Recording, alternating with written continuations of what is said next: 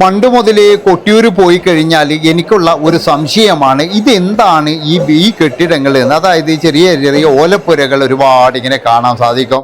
അപ്പൊ എന്തിനാണ് ഇവരൊക്കെ വന്ന് ഇവിടെ താമസിക്കുന്നത് എന്ന് പണ്ട് മുതലേ എൻ്റെ ഒരു സംശയമാണ്. ഏതായാലും ആ സംശയത്തിന് ഉത്തരം കിട്ടിയിട്ട് ഒരു 2-3 വർഷം മാത്രമേ ആയുള്ളൂ.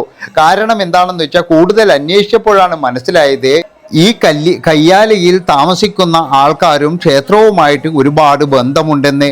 ക്ഷേത്രത്തിന്റെ ഐതിഹ്യത്തിലേക്ക് വന്നു കഴിഞ്ഞാൽ ഇതൊരു ഘോര വനപ്രദേശമായിരുന്നു. കുറിച്യ സമുദായക്കാരനായ ഒരു യുവാവ് തൻ്റെ വിനോദത്തിനും ഉപജീവനത്തിനും വേണ്ടി നായാട്ട് നടത്തുന്ന ഒരു സ്ഥലം കൂടിയായിരുന്നു ഈ കൊട്ടിയൂര്. അങ്ങനെ അവിടെ വന്നപ്പോൾ ഒരു ദിവസം ഒരു കല്ലിലിരിക്കുകയും തൻ്റെ നായാട്ടിന് ഉപയോഗിക്കുന്ന വാള് ശരിക്കും പറഞ്ഞു കഴിഞ്ഞാൽ അവിടെ വെച്ച് മൂർച്ച കൂട്ടുകയും ചെയ്തു. അപ്പോഴാണ് ആ ഒരു കല്ല് രണ്ടായി പിളരുകയും അതിൽ നിന്നും രക്തം ഒലിച്ചിറങ്ങുന്നതും കണ്ടത്. ഇത് കണ്ട് ഭയന്നുപോയ കുറിച്യ യുവാവ് പെട്ടെന്ന് തന്നെ അവിടെ നിന്നും എഴുന്നേറ്റ് ഭയന്നുപോയ കുറിച്യ യുവാവ് അവിടെ നിന്നും പെരുമാളെ എന്ന് വിളിച്ചുകൊണ്ട് അടുത്തു തന്നെയുള്ള പടിഞ്ഞീറ്റ ഇല്ലത്തേക്ക് പുറപ്പെട്ടു. അവിടെ എത്തുമ്പോഴേ ബ്രാഹ്മണ ശ്രേഷ്ഠൻ അവിടെ ഉണ്ടായിരുന്നു. എന്തിനാ വന്നത് കിടാവേ എന്ന് ചോദിച്ചപ്പോഴേ ആ കുറിച്യ യുവാവിന് സംസാരിക്കാൻ കഴിയുന്നില്ല. ഏതായാലും കുറച്ച് വെള്ളവും കാര്യങ്ങളൊക്കെ കൊടുത്തതിന് ശേഷം അയാൾ ഉണ്ടായ കാര്യങ്ങളെല്ലാം പറഞ്ഞു. ശേഷം കുറിച്യ യുവാവ് നേരെ പോയത് അന്നത്തെ നാടുവാഴികളും ഭൂപ്രഭുക്കന്മാരുമായ 4 വീട്ടിൽ നായകരെ കാണാനാണ്. അവരെ കണ്ട് കാര്യങ്ങളെല്ലാം പറഞ്ഞു. കുറിച്യ യുവാവ് പറഞ്ഞതിൻ്റെ നിജസ്ഥിതി അറിയുന്നതിനു വേണ്ടി 4 വീട്ടിലെയും ആക്കൽ, തിട്ടയിൽ, കുളങ്ങേരത്ത്, കരിമ്പനക്കൽ, ചാത്തോത്ത് കാരണവന്മാർ പടിഞ്ഞാറ്റ ഇല്ലത്തെത്തി ബ്രാഹ്മണ ശ്രേഷ്ഠനെ കണ്ട് കാര്യങ്ങൾ ധരിപ്പിച്ചു. അപ്പോൾ അദ്ദേഹം പറഞ്ഞു, എനിക്ക് നേരത്തെ തന്നെ അറിയാമായിരുന്നു എന്ന്. ആയതിനാൽ ഒരു വിദഗ്ധനായ ജ്യോതിഷിയെ കണ്ട് കാര്യങ്ങൾ മനസ്സിലാക്കണമെന്ന് നമ്പൂതിരിയുടെ നിർദ്ദേശം വന്നു. അതനുസരിച്ച് അന്ന് ആ നാട്ടിലുള്ള ജ്യോതിഷ്യ പ്രമുഖരെ വിളിച്ചിരുത്തി വിശദമായ ഒരു പ്രശ്നചിന്ത നടത്തി.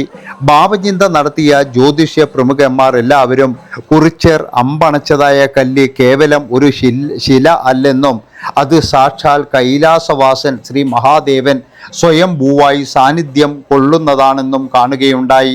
ആയതുകൊണ്ട് എത്രയും വേഗം തന്നെ പ്രസ്തുത സങ്കേതത്തിൽ ചെന്ന് ശിലയിൽ യഥാവിധി പ്രായശ്ചിത്ത പരിഹാരങ്ങൾ ചെയ്യണമെന്നും ഇല്ലെങ്കിൽ ദൈവകോപത്താൽ നാട് തന്നെ മുടിഞ്ഞു പോകുമെന്നും പറഞ്ഞു. ആയതുകൊണ്ട് ജ്യോതിഷ്യ പ്രവരന്മാരുടെ നിർദ്ദേശാനുസരണം പടിഞ്ഞാറ്റ ഇല്ലം തന്ത്രി പരികർമ്മികളൊത്ത് കാനന മധ്യത്തിലെത്തി കുറിച്യൻ അമ്പണച്ചതായ ശിലയിൽ പ്രശ്നവിധി പ്രകാരമുള്ള പരിഹാരങ്ങൾ ചെയ്യുകയുണ്ടായി. ആദിയിൽ നടത്തിയതായ കർമാദികളെ അനുസ്മരിപ്പിക്കുന്ന കർമ്മങ്ങൾ ഇന്നും അക്കരെ ക്ഷേത്രത്തിൽ വൈശാഖ മഹോത്സവ വേളയിൽ ചെയ്തു വരുന്നു. അങ്ങനെയാണ് ഓരോ ആൾക്കാർ, ഓരോ കാരണവന്മാർ അല്ലെങ്കിൽ ഓരോ തറവാട്ടിനും ഈ ഒരു കയ്യാല എന്ന് പറയുന്ന ഈ ഒരു സ്ഥലം, അവിടെ ഓരോരോ കാരണവന്മാർ, ആ ഒരു തറവാട്ടിലെ ഒരംഗം അവിടെ ഉണ്ടാകും. അവിടെ പ്രത്യേകിച്ച് ബോർഡും കാര്യങ്ങളൊക്കെ വെച്ചിട്ടുണ്ട്. ഈ 4 കാരണവന്മാരുടെയും അതുപോലെ തന്നെ അവിടെയുള്ള കുറിച്യരുടെയും പിന്നെന്ന് പറഞ്ഞു കഴിഞ്ഞാൽ എല്ലാ തരത്തിലും കണക്കപ്പിള്ള വരെ അവിടെ ഉണ്ട് എന്നുള്ളതാണ്. ഏതായാലും ബാക്കിയുള്ള കയ്യാല വിശേഷങ്ങളും കാര്യങ്ങളൊക്കെ നിങ്ങൾ കണ്ടിട്ട് വരിക. അതിനുശേഷം നിങ്ങളുടെ അഭിപ്രായങ്ങളും നിർദ്ദേശങ്ങളും തീർച്ചയായിട്ടും എന്നെ എഴുതി അറിയിക്കണം. ഓരോരോ ഇല്ലത്തിൻ്റെയും അതുപോലെ തറവാട്ടുകാരുടെയും വകയായിട്ടുള്ള അന്നദാനവും അവിടെ ഉണ്ടാകാറുണ്ട്. കഴിഞ്ഞ ദിവസം പോയപ്പോൾ കരിമ്പനക്കൽ ചാത്തോത്ത് തറവാട്ടുകാരുടെ കയ്യാലിയിൽ ഇരുന്നാണ് ഭക്ഷണം കഴിച്ചത്. വേണ്ടുവോളം ഭക്ഷണം തരാനുള്ള ഒരു മനസ്സ് അവർക്കുണ്ടായി. വളരെയധികം നന്ദിയോട് കൂടിയിട്ട് അവിടെ നിന്നും മടങ്ങുകയും ചെയ്തു. അതുകൊണ്ട് നിങ്ങൾക്ക് എല്ലാവർക്കും ഭക്ഷണം ആവശ്യമുണ്ടെങ്കിൽ അവിടെയൊക്കെ പോയി ചോദിച്ച് കഴിക്കാവുന്നതാണ്. അവിടെയൊക്കെ ഭക്ഷണം ഉണ്ടാകും. അതുപോലെ കൊട്ടിയൂരിൻ്റെ കൂടുതൽ വിശേഷങ്ങളും വിവരങ്ങളും ഈ ചാനലിൽ തന്നെ നിങ്ങൾക്ക് ലഭ്യമാണ്. എല്ലാവരും കണ്ടതിന് ശേഷം സബ്സ്ക്രൈബ് ചെയ്യുക. അതുപോലെ നിങ്ങളുടെ അഭിപ്രായങ്ങളും നിർദ്ദേശങ്ങളും എഴുതി അറിയിക്കാൻ മറക്കരുത് കമൻറ്റ് രൂപത്തിൽ. നന്ദി, നമസ്കാരം.